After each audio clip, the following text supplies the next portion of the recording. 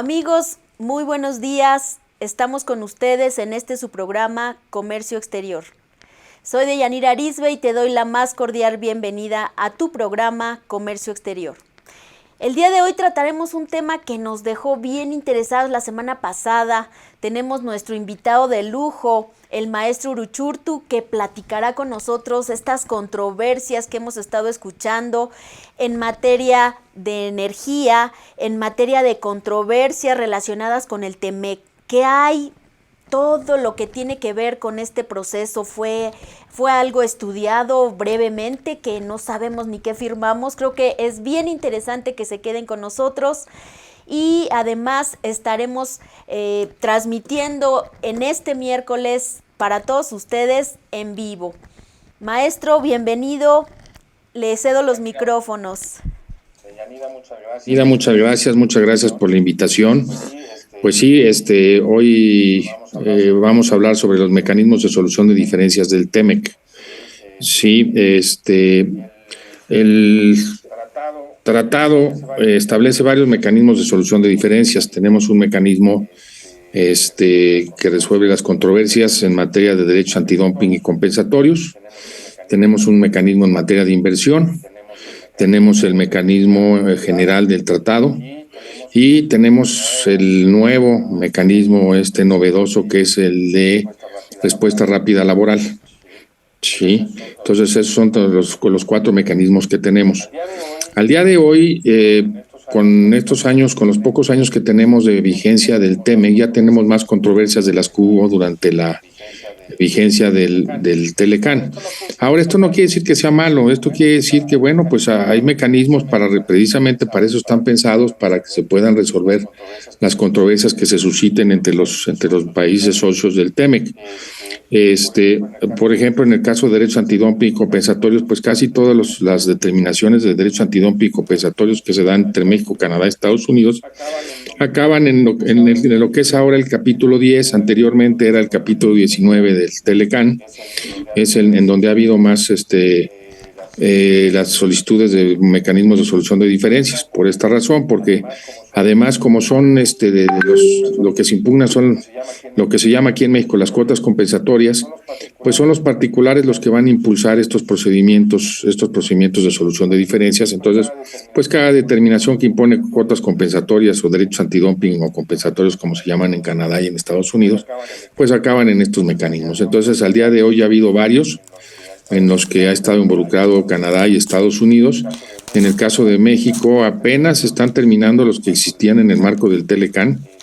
Me parece que hay uno nada más ahorita entre Estados Unidos y México en este mecanismo. Luego tenemos el mecanismo de inversión. También lo impulsan los particulares cuando hay violaciones a ciertas disposiciones en materia de inversión, en nivel mínimo de trato. Por ejemplo, en el TEMEC ya se limitó el acceso a este mecanismo al día de hoy. Ya está ya únicamente está previsto para ciertas áreas, no para toda la inversión extranjera. Y Canadá no forma parte de este mecanismo del TEMEC. Sin embargo, por ejemplo, en el caso de México y Canadá, pues se podrá resolver bajo el marco del CPTPP, que es este tratado que tenemos nosotros con los países de Asia. Y pues lo que abarca el día de hoy, lo que nuestra plática principalmente es, bueno, y en este mecanismo de inversión pues también son los particulares, independientemente se puede ir al TEMEC, también podrían ir al CIADI. Y ahorita voy a tocar con respecto a lo que se refiere con la reforma eléctrica, porque no se ha hablado mucho sobre ello, pero también es una posibilidad que existe. Y por último, voy a adelantarme con el mecanismo laboral. Hay un mecanismo laboral precisamente que lo que busca es que se respeten los derechos de libertad sindical, que no haya niños o menores de edad trabajando en las empresas, en fin, ciertas cuestiones que están reguladas por la Organización Internacional del Comercio. Entonces, cuando se detecta una violación, cuando se considera que puede existir una violación, se activa el mecanismo en el sentido de que se van con el representante, se presenta una denuncia en Estados Unidos ante el representante comercial de Estados Unidos y entonces está activa el mecanismo e inicia unas consultas con el gobierno mexicano.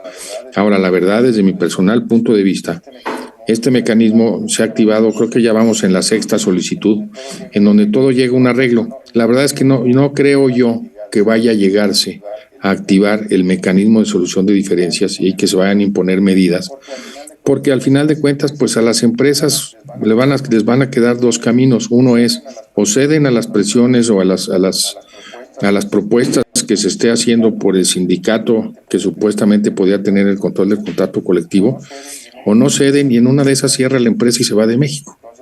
Entonces, al día de hoy las empresas pues han ido cediendo, ha habido una nueva votación y el sindicato, podemos decir el sindicato disidente, ha logrado ganar la mayoría de la votación para tener la legitimidad de ser ellos los que negocien el contrato colectivo con las empresas, ¿sí? Entonces ahí está ese mecanismo, que ese es un mecanismo totalmente nuevo, no existía. Y por último tenemos el mecanismo general de solución de diferencias del tratado que está en el artículo 31, que ese es el que tenemos ahorita.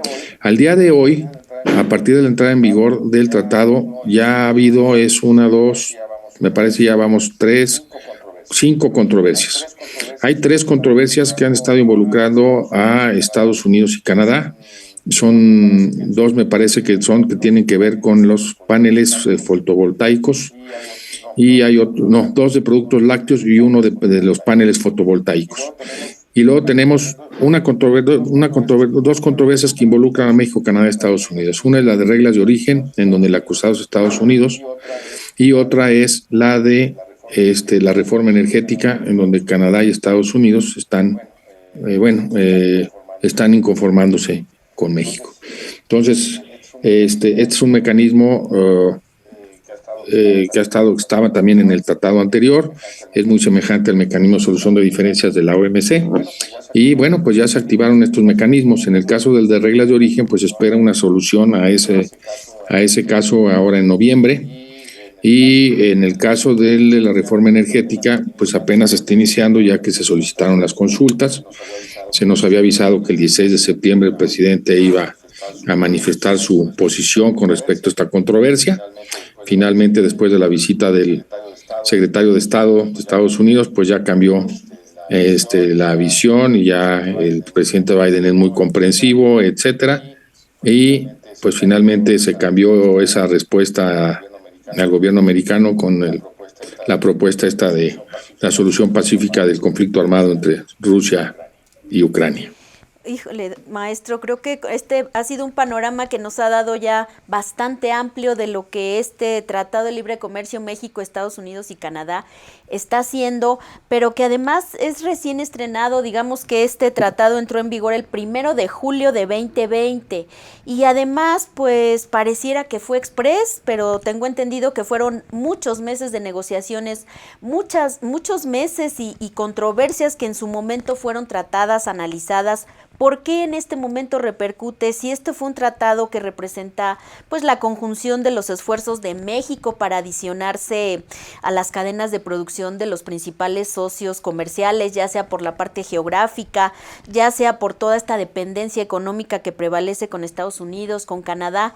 ¿Por qué estas controversias? Ya nos puntualizó 5 de ellas, ya nos comentó cuáles son pues algunos de los puntos, el 31 que es tan sonado en este momento, que sería el mecanismo de solución de controversias en materia energética. ¿Qué faltó previo a esta publicación del tratado? ¿Cuál es su opinión? No, la verdad es que no ha faltado nada. La verdad es que las cosas están negociadas y bueno, pues los países están adoptando medidas que van en contra de lo que se pactó en el tratado. Entonces, ha habido toda una discusión sobre la reforma energética, ha habido amparos. Primero se reformó el reglamento de la Ley de Energía Eléctrica, ahora se reformó la Ley de Energía Eléctrica, venía la reforma constitucional que no pasó, la controversia también constitucional en donde no se aceptó, pero eso no quiere decir que los amparos no puedan prevalecer de manera individual en contra de las impugnaciones que existen contra contra las disposiciones de la Ley de Energía Eléctrica. Y bueno, pues Estados Unidos ha presentado una lista de puntos que considera que son violatorios al espíritu y a la letra del Tratado de Libre Comercio. Yo sí quisiera hacer aquí una cuestión y una crítica puntual, porque yo los invitaría, por ejemplo, a leer el capítulo de hidrocarburos del TEMEC. El capítulo de hidrocarburos es el capítulo 8. Y palabras más, palabras menos, lo que dice en términos generales es: México se reserva su derecho a reformar su constitución y sus leyes, y se reconoce el derecho soberano, inalienable, imprescriptible que tiene sobre los hidrocarburos. Ese derecho nunca lo hemos perdido, ¿sí? Lo que sucede es que en el ámbito internacional y en el ámbito jurídico hay que tomar en cuenta que tenemos un tratado que es la Convención de Viena del Derecho de los Tratados. Y esa Convención de Viena del Derecho de los Tratados, que establece todos los principios de costumbre internacional que regulan todo el derecho que hay en el caso de los tratados internacionales, tiene una disposición que dice que los países no pueden alegar cuestiones del derecho interno para no cumplir sus obligaciones internacionales. Entonces, yo puedo reformar mi constitución, pero yo tengo obligaciones internacionales con las cuales tengo que cumplir. Entonces, a lo mejor internamente reformo la constitución y no cumplo, pero eso no quiere decir que esas obligaciones internacionales que se contrajeron anteriormente no tenga yo que cumplirlas. Y además hay una cuestión importante. Hay una disposición en el tratado que es la famosa disposición de cremallera, así se le llama. No me equivoco, está por el artículo 32 o 34, no recuerdo ahorita. Pero lo que dice es que todo lo que ya se haya abierto en otros tratados ya no se puede cerrar en el TEMEC. En el CPTPP abrimos, el sector energético está abierto, ¿sí? Entonces no lo podemos cerrar. Entonces ahí es lo que pasa. Y bueno, pues si nosotros vemos nada más, yo los invito a que vean si hay algún video de las negociaciones que se dieron, sobre todo por el equipo del presidente López Obrador. Pues fue el señor Jesús Seade solo a negociar con el equipo de americanos, que eran pues bastantes, y los canadienses bastantes. Entonces, pues vamos a empezar con que el señor Seade no es abogado, en primer lugar. Y pues creo que sí debió haber revisado algunas cuestiones que ya se habían negociado y pactado por el equipo negociador del TEMEC.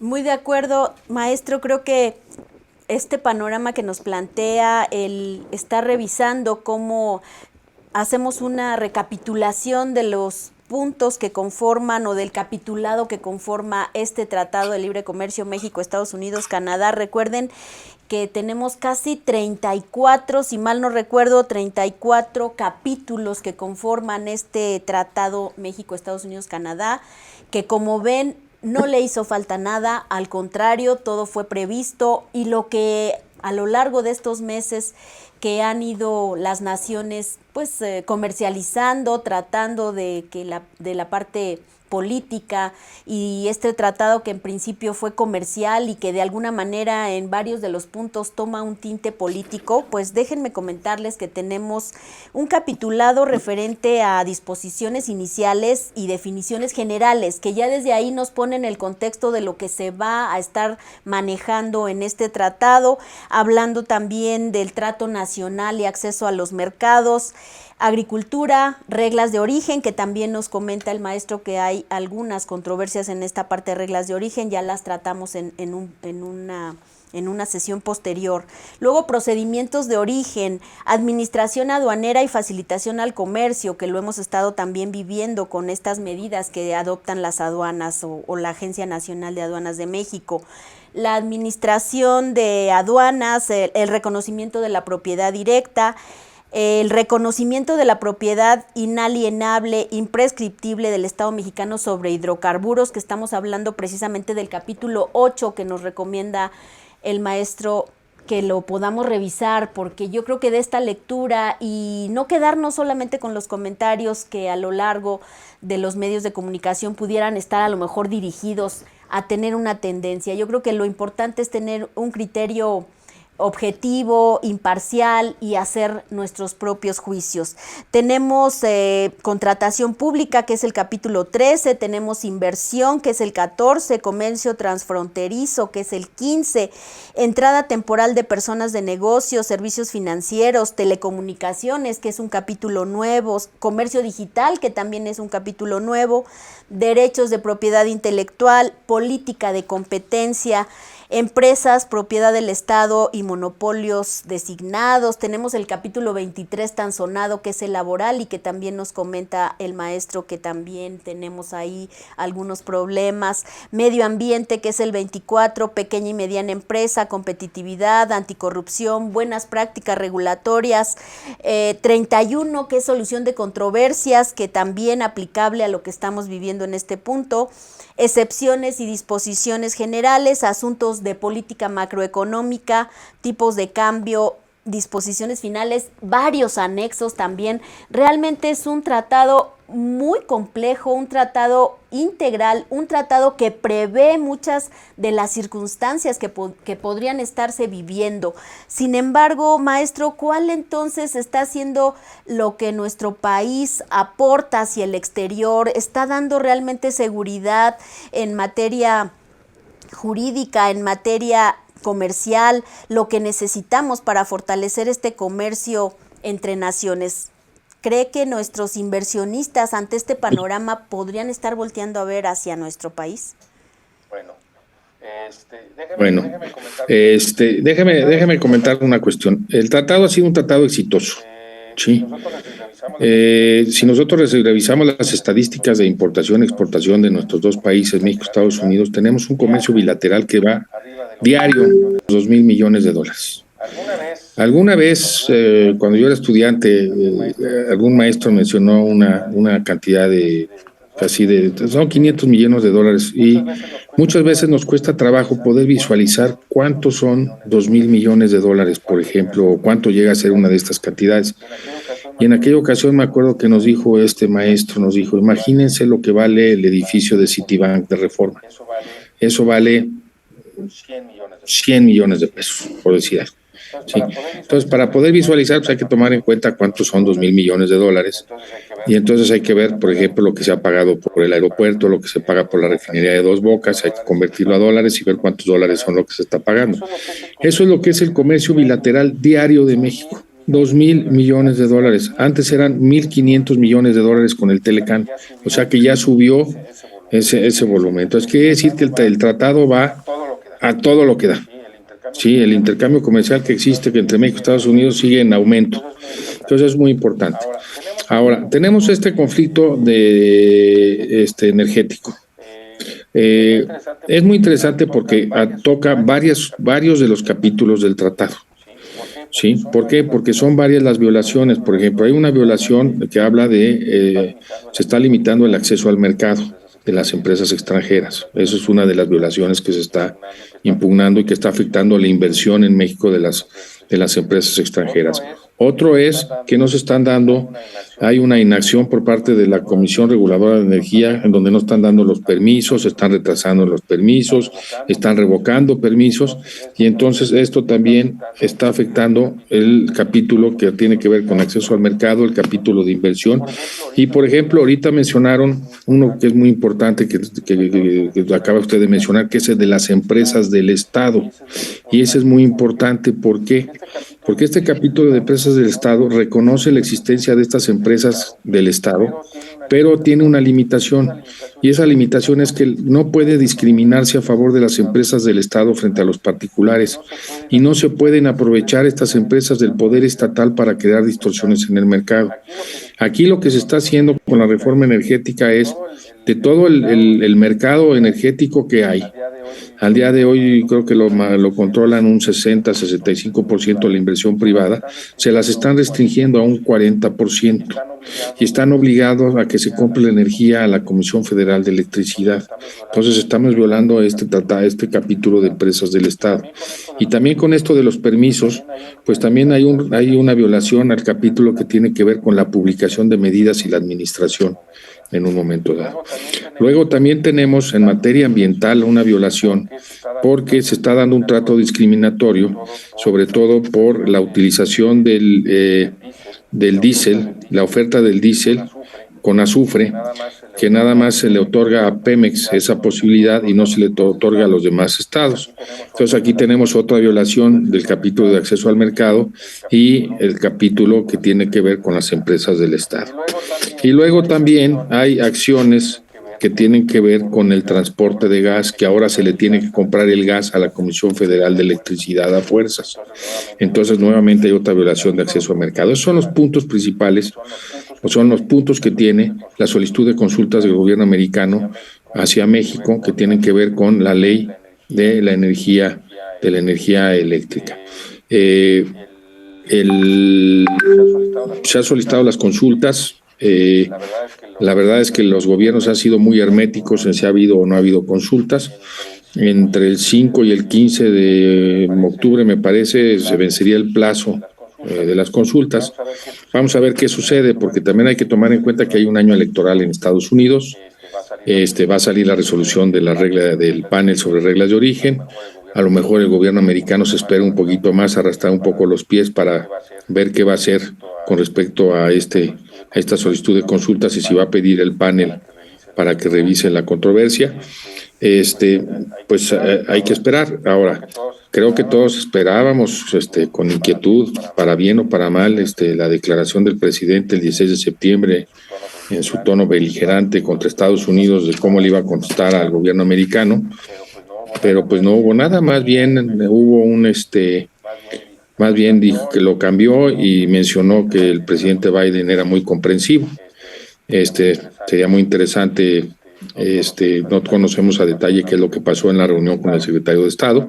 Seguramente se tocó el tema y sobre todo yo creo que vino el secretario de Estado con un garrote y una zanahoria, porque yo creo que vino a mencionar que no estaban de acuerdo con esto, pero nos dio la zanahoria de la industria automotriz, de los automóviles eléctricos, la fabricación de automóviles eléctricos. Quería yo hablar sobre esto, ya, porque para contestarle puntualmente la pregunta que me hizo. Claro, muy puntual, muy amplio, pero aparte, pues yo creo que con eso si vamos viendo cada capítulo, creo que hemos estado teniendo una controversia casi en todos los capítulos, es bien complicado. Así es. Y entonces aquí viene, ¿qué pasa con los inversionistas? Aquí el problema es, si no tenemos un respeto al Estado de Derecho, los inversionistas no van a venir. Ya hay, ahorita sobre todo, tenemos una oportunidad de oro, que ojalá la aprovechemos, y es esto del nearshoring famoso.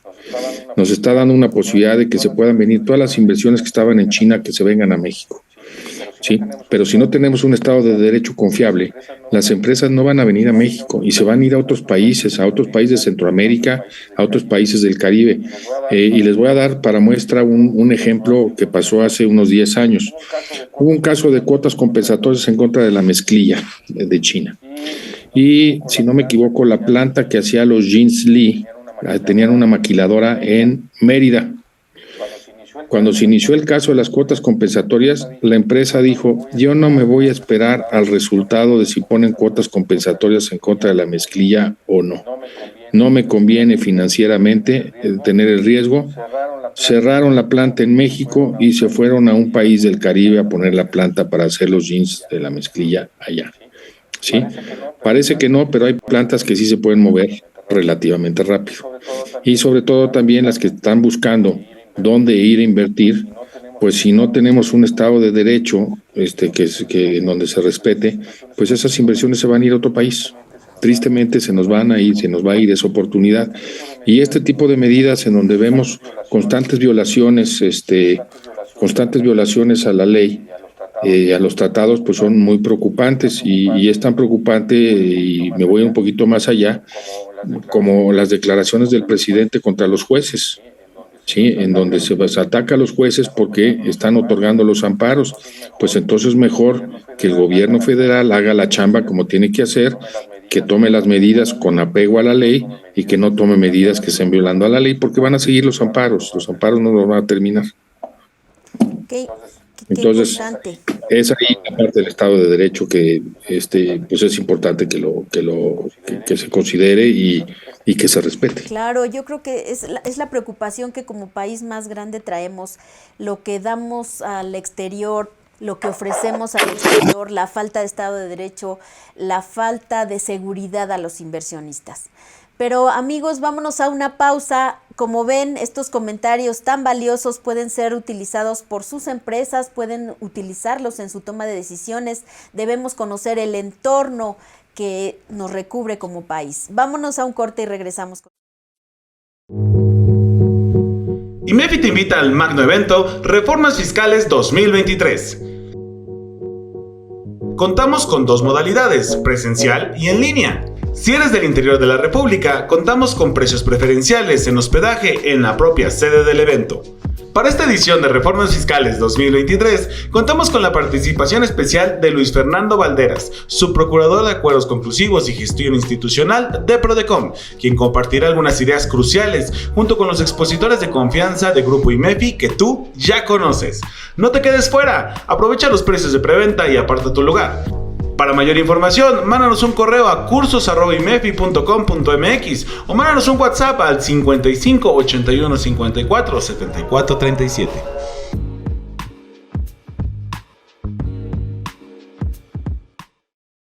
¿Qué tal, amigos? ¿Ya determinaron su impuesto definitivo de impuesto al valor agregado? ¿Saben cómo manejar todo lo que tiene que ver con las operaciones en materia de comercio exterior respecto al IVA? Tiene muchos detalles. En el 2022 tuvimos una modificación, hay que determinar una proporción de acreditamiento. ¿Sabes cuál es el documento fuente y fehaciente para poder acreditar? ¿Es el pedimento? ¿Es la factura? Acompáñame, soy Deyanira Arizbe y te espero en este curso, Tratamiento del IVA en Operaciones de Comercio Exterior.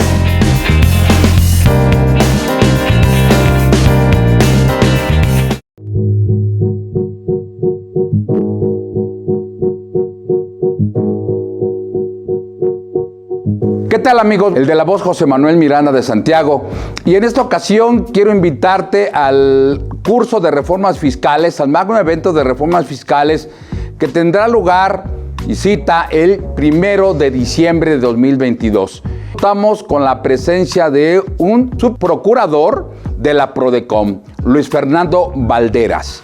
Entonces, sabemos que habrá muchos cursos de reformas fiscales, pero en especial contamos con gente pues que tiene muchos años en el medio, son gente crítica, somos gente que venimos platicando mes con mes o quincena con quincena, semana tras semana, cambios en las leyes federales, en los reglamentos, en reglas misceláneas, en comunicados. No te quedes atrás, por favor, reserva tu lugar y sabes, aquí en IMEFI, la casa de los contadores. Muchas gracias.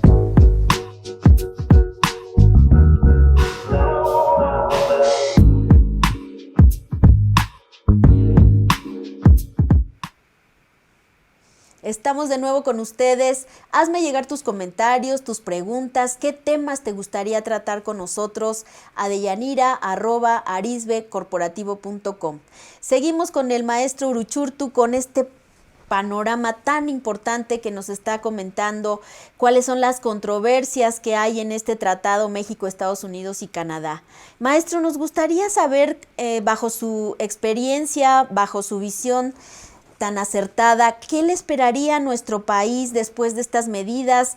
¿Cuáles serían los escenarios después de estas evaluaciones, de estas encuestas? ¿Hacia dónde vamos como país? Claro, gracias, Deyanira. Mira, el procedimiento de solución de diferencias se inicia con las consultas. Estas consultas lo que tienen es buscar una solución mutuamente satisfactoria. Sí, que México esté convencido que está violando el tratado, que Estados Unidos esté convencido o no, vea que sus pretensiones no son procedentes, lo cual veo muy difícil, o que haya un arreglo en esas consultas entre los dos países. Si no llega a haber este arreglo, entonces se va a pedir un panel en donde se van a seleccionar de la lista de panelistas del TEMEC quiénes van a formar parte de él. Se van a buscar 5 panelistas que van a escogerse de la lista de Canadá, de la lista de México y de la lista de Estados Unidos, y se lleva a cabo este procedimiento que dura más o menos un año. Una vez que termine el procedimiento, bueno, pues el panel resolverá en este caso, si la ley de energía eléctrica viola el TEMEC o no viola el TEMEC. Si viola el TEMEC, entonces se le va a pedir a México a que ponga en concordancia su ley con las disposiciones del tratado.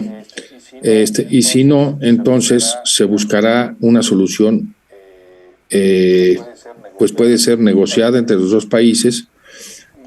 En este sentido, en donde lo que puede ser es que venga una apertura comercial en algún sector, algún beneficio, y si no, se podrán imponer medidas de manera unilateral. Estados Unidos podrá imponer medidas a las importaciones de México de algunos productos, iría primero en el sector energético, pero esto no quiere decir que pueda brincar al otro.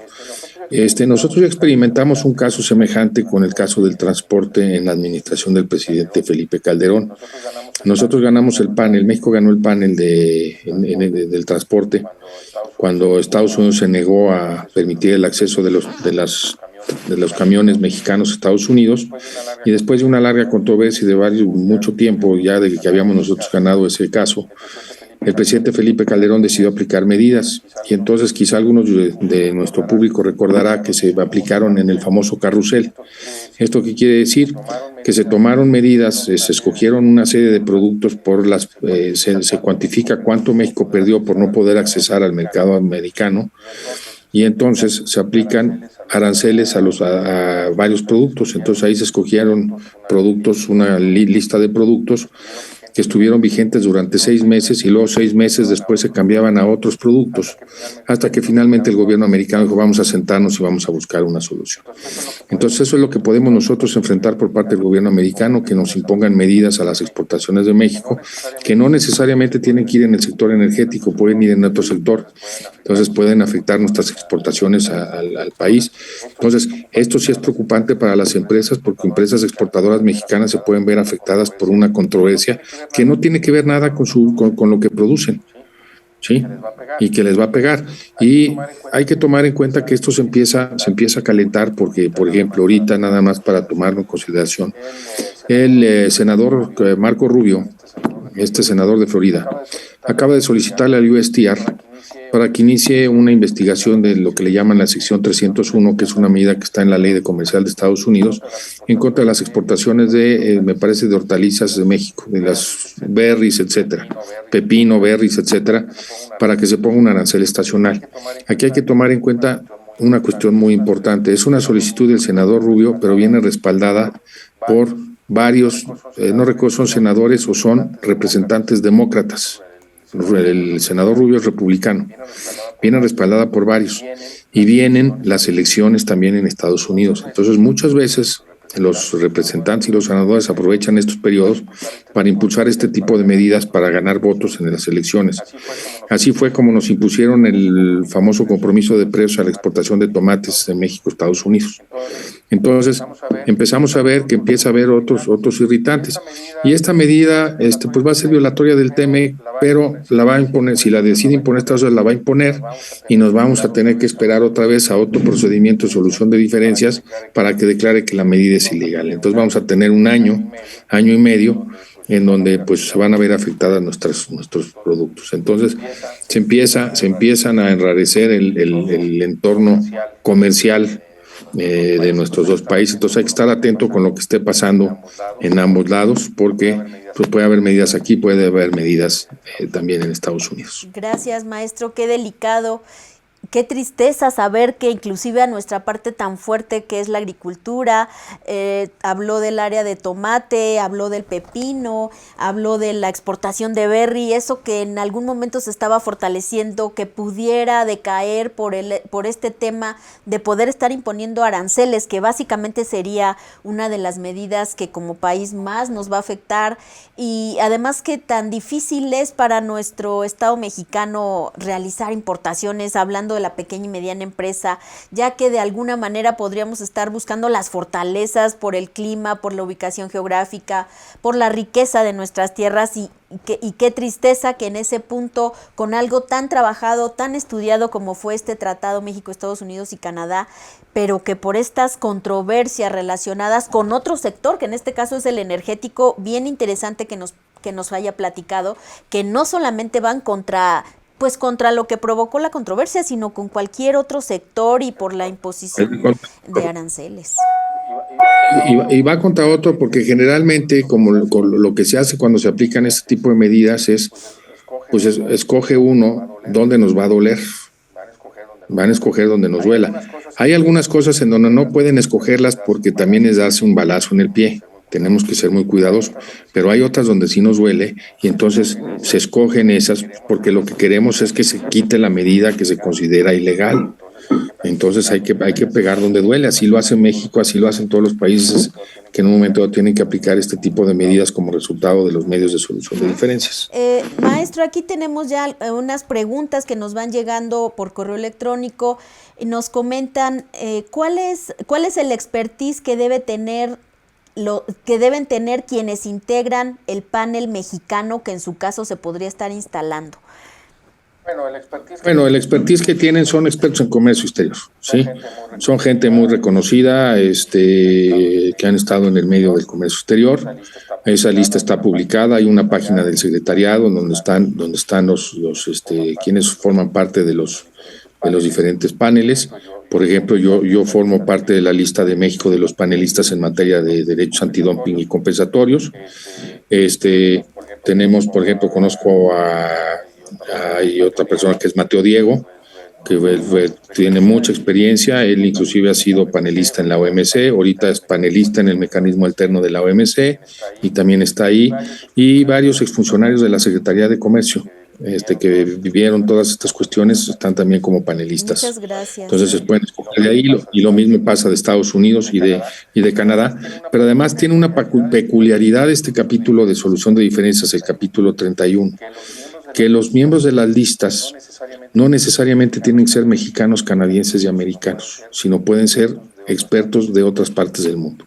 Bueno, nos acaba de dejar muy tranquilos porque si usted está dentro de los panelistas, ya tenemos un punto a nuestro favor y por supuesto su trayectoria, usted es muy modesto, pero por supuesto que trae una larga trayectoria en esa materia y qué mejor que usted estar ahí, pero creo que entonces podemos estar tranquilos de que exista la especialización, de que en realidad sea un trabajo bien integrado para no cometer alguna otra irregularidad. Eso creo que es muy importante, nos deja muy tranquilos. Así es, son gente con mucha experiencia. Doctor, para ir concretando nuestra charla y que por supuesto daría esto para muchísimo más, pero ya con ello podríamos estar esbozando cuáles serían estas consecuencias. También nos gustaría saber como pequeña y mediana empresa, por supuesto como país, qué podríamos estar aportando, cómo podría ser nuestro granito de arena para poder salir avantes con estas controversias y poder sobre todo dar una apertura internacional a los socios que quisieran invertir en nuestro país. Claro, bueno, aquí desgraciadamente estas controversias son entre los estados, no participan los particulares. Sin embargo, pues hay que estar atento a lo que pasa porque finalmente hay que tomar decisiones, sobre todo los que han estado invirtiendo en el sector energético, en el sector de generación de energía eléctrica. Y bueno, pues también hay que hacer las previsiones correspondientes porque pues lo que se ha manejado es que esta reforma energética de la ley de reforma eléctrica pues va a incrementar los costos de la energía eléctrica, ¿no? En primer lugar. Entonces, son unas cuestiones que desde el punto de vista de la pequeña y mediana industria deben de tomar en consideración. Si el panel resuelve en contra de México y considera que la ley es ilegal y que está violando el tratado, pues habrá que ver cuál va a ser la respuesta del gobierno mexicano, porque va a tener que hacer algo, porque si no van a venir las represalias por parte de Estados Unidos, y entonces pues hay que estar atento como pequeña y mediana industria, porque no vaya a ser que sea una empresa exportadora y que le vaya a tocar que los productos que exporten se vean afectados. O no nada más los productos que exporten, sino se producen componentes para otros productos que se exportan. Estoy pensando, no porque vaya a ser el target o el objetivo la industria automotriz, pero en la industria automotriz participan muchas empresas de diferentes industrias que producen componentes o producen partes para los automóviles. Vamos a suponer que fuera la industria automotriz, pues entonces disminuirían pues podría haber un efecto en las ventas y en general una afectación pues a todos los que están integrados en esa cadena de producción. Pero vuelvo a repetir, no es que esté pensando en la industria automotriz y no creo que vaya a ser la industria automotriz una de las afectadas, pero es nada más para ejemplificar en un momento dado cuáles son las repercusiones que podría tener en dado caso de que se resolviera desfavorablemente en contra de México y que el gobierno americano no aplicara algún tipo de medidas, o podía ser en el sector agrícola, en fin. Pues esperemos no llegar a esos puntos, pero todo parece indicar que vamos para allá. El día de hoy mucho más informados. Amigos, recuerden que en IMEFI TV tenemos a la venta este libro que va a ser muy interesante para ustedes. Es Análisis Integral del TEMEC, donde Editorial Burgoa y su servidora hacemos una recopilación de grandes expertos que van a poner para ustedes todo este tema del TEMEC a través de capítulos pequeños que ustedes pueden estar estudiando. Y además poner a disposición también el texto que el maestro Uruchurtu tiene también publicado. Maestro, si quisiera comentarnos de esa obra que también es referente al TEMEC, por favor, ¿dónde la encontramos? Sí. Es un libro sobre arbitraje comercial internacional. Es por Editorial Bosch, ese lo pueden adquirir en línea, y sobre todo porque habla de los diferentes mecanismos y, por ejemplo, nada más para una cuestión que me faltó tocar, porque estamos hablando de estos mecanismos, pero también hay que tomar en cuenta que el suministro de energía eléctrica y muchas proveedurías que tiene la Comisión Federal de Electricidad es a través con empresas también extranjeras que han firmado contratos y que tienen cláusulas arbitrales. Entonces, eso también puede generar otras controversias que no van a ser de inversión, no van a ser del TEMEC, sino van a ser comerciales ante arbitrajes en la Cámara de Comercio Internacional o en la Corte de Londres de Arbitraje Comercial Internacional.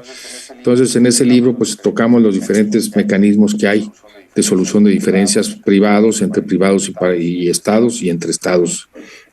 Muchas gracias, maestro. Pues el día de hoy ha finalizado nuestro interesante programa. No dejen de sintonizarnos. Cada miércoles estaremos con ustedes con nuevos temas, nuevos horizontes y con el comercio exterior para ustedes. Maestro, si quiere darnos unas últimas palabras para podernos despedir de nuestro auditorio. Pues primero agradecer la oportunidad de estar aquí con ustedes, hablar de estos temas tan importantes, tan interesantes. La verdad es que el mundo se está moviendo, la pandemia ha también causado pues estragos en lo que es el comercio internacional y una redefinición de lo que se tenía como el comercio internacional tradicional.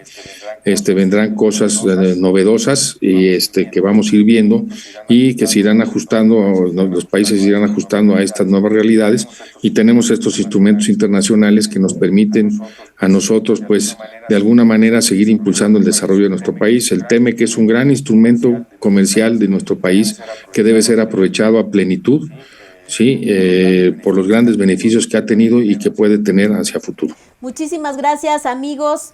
No se dejen de conectar todos los miércoles 11 de la mañana. Mándame tus correos a deyanira@arisbecorporativo.com. Hasta la vista y mucha suerte en todo lo que hagan.